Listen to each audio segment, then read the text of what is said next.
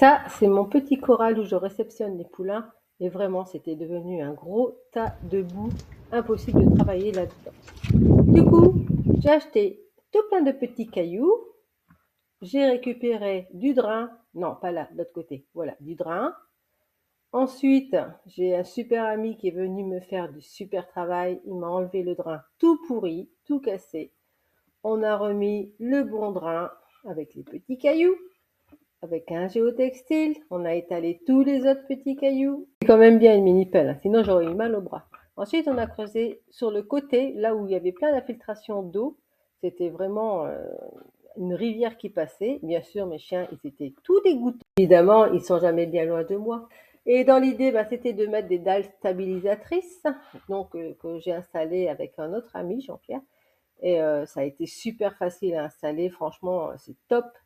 Les poulains sont arrivés entre deux, du coup j'ai divisé le corral en deux parce que j'avais reçu qu'une palette. Et l'autre, elle est arrivée 3 jours plus tard.